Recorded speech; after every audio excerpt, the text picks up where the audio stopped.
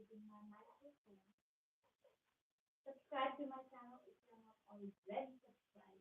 If you're not subscribing, why are you even there? Just kidding. I welcome you. I welcome you warm, warm, warm. And you're looking at my better.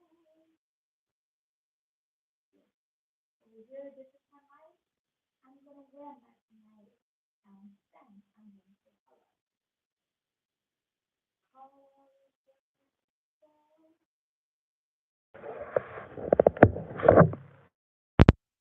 the mic is perfect. I just want to know, God send somebody here who can tell me that if my mic is working properly or not. Otherwise, I'm just assuming that it is. It is. And I want to show everybody my bow. My stockings had a bow. A very, very good thing. So, I saw 111. Today is Saturday, that means story time. And Story Time Saturdays is a series that I started over here on YouTube, through which I intend to inspire you, uplift you, realign you with the magic through the power of stories. And today's story is about whole lot of love and a whole lot of magic. And I haven't slept the entire night. Just a random piece of information about me. You didn't needed it, but I gave you still. Anyway, let's get back. Let's focus, okay? Breathe in, breathe out. So, when I was very young, my parents, because they were living in village, they sent me to my uncle and auntie, and my uncle was in army. So, because he was in army, he gets to go to different cities. He would get posted there. I saw 222. He would get posted there, and that way he had access to lot of good schools because he was in city. Like he has an access to it, as in to send children to those schools, and he had two boys. So my parents thought that they can send me to them because in village I will not get the school, like right school and all. But what I also know, like anyway, I was about to say that it was very not nice of them, very irresponsible of them to do that, because a child cannot stay away from their parents. As a child wants the closeness with their parents, and when they don't have the closeness, like even physical closeness, emotional closeness, when they don't have it, it's a trauma, it's a big trauma for them. But anyway, they send me to them, like my auntie, my uncle, and their sons, who were also like, one was younger than me and one was elder than me. Both were very abusive to me, I must say. And it they were also a child, even if they were abusive, but and they were learning those abusive behavior through the environment, through the people, like my uncle and auntie, through them. So yeah, so when I was with them, because my aunt was like a woman, no child can ever, like ever feel safe around her. Like a child can never grow around her or be in a healthy emotional state. She would like was very abusive emotionally, mentally, physically, verbally, you know, very abusive. And in that environment, I just lost complete sense of myself. I was like deeply traumatized. Never loved, and my self esteem, because of all the abuse, went super low, like super low. So I was living in that environment. I grew up in it, and when I was around 12 or 13, I had one I met one girl called Mansi. If I remember her name correctly, Mansi or Nancy. And of course, like, I wasn't allowed to have friends, and none of my friends can come over. Only my brothers, like my cousin's friend, they could come over. I was not allowed to have friends. I was like super lonely. Even to have friends, what I would do is I'll steal some money and I'll give it to some children in the school so that they can just hang out with me, because that's the only way that I knew that I could have connection. Because at home I wasn't learning connection. Nobody was talking to me. Nobody was actually trying to understand me, what's going on within me. I was not the center of someone's world. A child needs to be the center of someone's world. Someone needs to talk to them, like, so that they can share what's going on and all of that.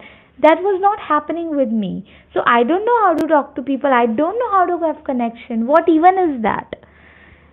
So I would just see, and even I didn't know where did I learn it from. I'm definitely learned it from some, like, from home, from somewhere. So I might have seen something as when I was like a little baby, someone maybe doing that. So I would do that, like, steal some money and give it to, like, some girl in school, so that they just sit with me, talk to me. That's the very unconscious way that I knew at that time to have connection. Anyway, so I meet this girl, and she was the daughter of my aunt's friend. So whenever my aunt's friend will come home, she will also bring her, Mansi. That's how, we started to talk a little bit. We started to go tuition together.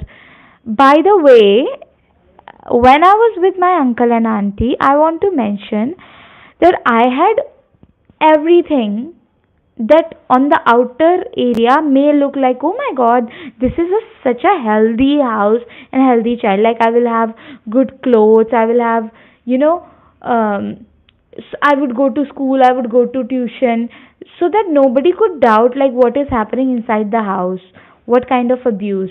Nobody could doubt that. My parents can't doubt that, because they're like, okay, yeah, my child is going, my daughter is going to school, my daughter is going to tuition, my daughter having, wearing nice clothes, so she must be fine and all of that. And my parents all this while are still in village. The only connection I had with them, that I would talk to them, like, once in a week or sometimes, and that too my aunt will be around, so I can't speak. And I didn't even know what was going on at that time, that what is going on. So I was numb and shocked and disassociated. So I can't even verbalize what is going on. Like, so much sexual abuse, physical abuse, verbal abuse, you know. So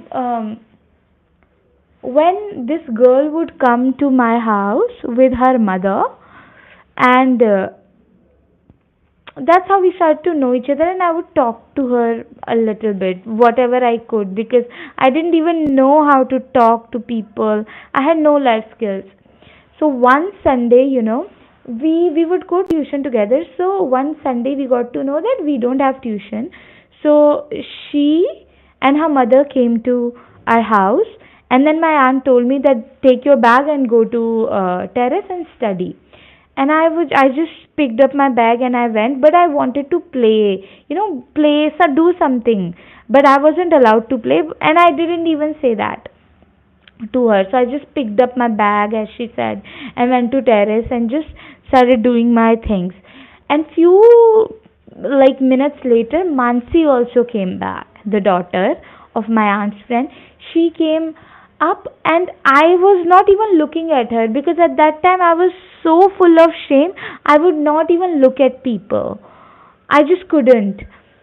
And I was not even, I just looked at her and I just looked down, and she just came and sat in front of me, and I was just sitting there, but I was just looking down. And so we were just, there was this silence, wherein I don't know what do I need to say, and it was very uncomfortable for me, because I was feeling a lot of shame. And then she just said that, Jyoti, let's just clean your bag. And I was like never, I was shocked. I was like, what? And she just, cleaned all the wrappers from my bag, put my the books very nicely, and the bag was clean. And while she was doing all of this, no, it took her 5 to 7 minutes to do all of that, and I was just sitting there in silence. I couldn't say anything because I was going through this like nobody has ever done this for me. Like, this is too nice. I never felt that niceness in my body. All I knew was like abuse, major level abuse. And I was like, what is this? Like, this is so good. I didn't even know how to react to that. So my intention to share this story with you today is, I see 11:11 right now. This is important story. That means my intention to share this story with you today is because I want to let you know that no matter how small the act of kindness may be, it has a huge impact. She doing that little small gesture for me literally broke that solid low self esteem that I had. It bought a crack in it. That act of love, her act of kindness, bought a crack in that solid low esteem that I had, you know? And oh my god, I felt like so much light. This small gesture of hers had so much light, in my heart. Like, I just kept going after that, in that moment. And through her act was this love that I felt, and I couldn't understand it at that moment. And even years after that, it's like now recently, I think it's been 6 7 months since I understood, like, okay, that was like, that happened when she did that kind of gesture for me. My There was a crack in the low self esteem that I was having, or I was feeling love. That was what love felt like. And after she did that, clean my bag and proper, like, put everything in order inside it, she just went down, and I was just sitting there very numb because I didn't just know what happened. That was the first time, like, I genuinely felt love. I felt like someone could do that for me. Am I that important and that valuable? Like, that good? Like, someone could like do that for me? I wanna cry right now. But yeah. And I was just sitting, when she left, I was just sitting there with all of these emotions. Oh my god.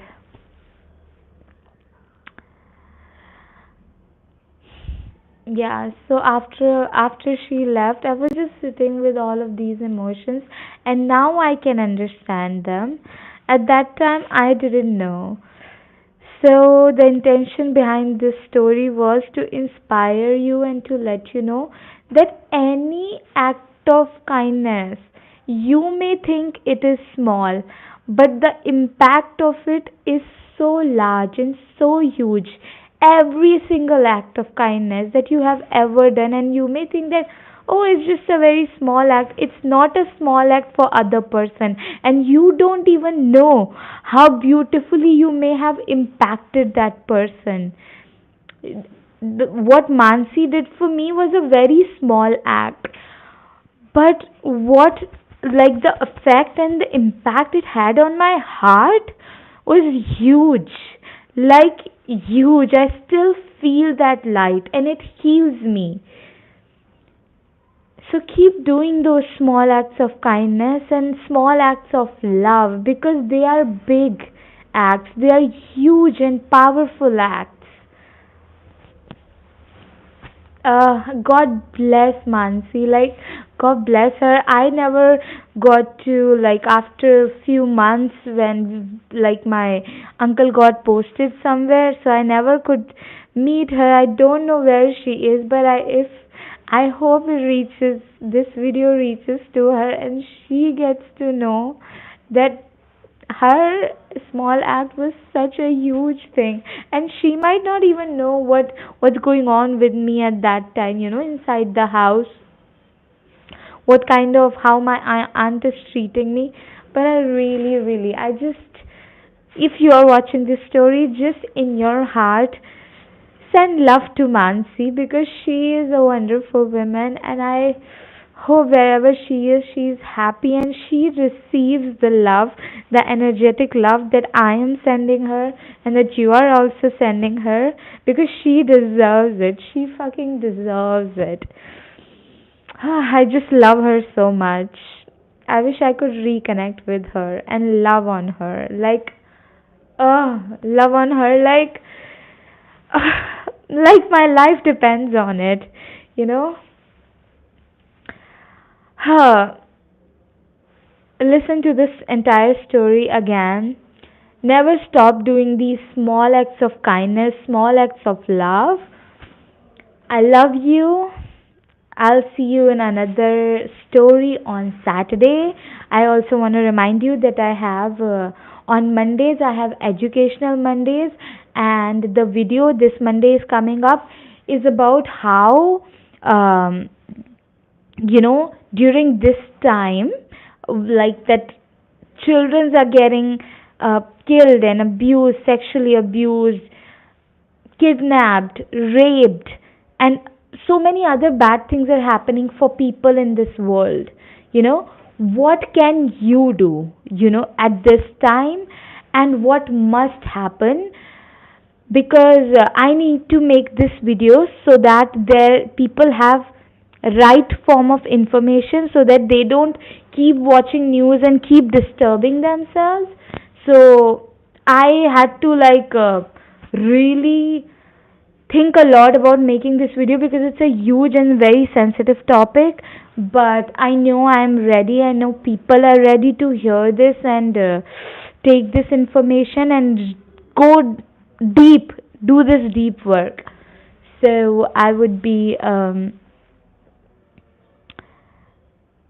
yeah, on educational Mondays. Also, if this story was helpful to you in some capacity, you can donate. I will leave the link down below. I would love to receive your love through your comments, through your likes, subscribe to my channel through the loving donation, generous donations. Also, if you would like to book a one-on-one session with me, the link also I'll leave down below. And I have a very beautiful guided meditation called Heal Your Life. Oh my god, do it. I have done it for 4 years. It's like, you heard my story, how low my self esteem was, how low my self confidence was. I had no life skills. I have all the abusive and toxic pattern. I could not care for myself. Like, self care was zero. So this meditation will help you a lot in healing those patterns, healing your low self-esteem, healing the habit of comparing yourself with others, healing the habit of people pleasing, healing the subconscious neural pathways that we have for these toxic patterns. It will help you in healing those also. The meditation is called Heal Your Life. I'll leave the link down below. Okay? I love you. I love you. Wait, I'll show you my outfit as well. Because it's so pretty. First, look at my butterfly and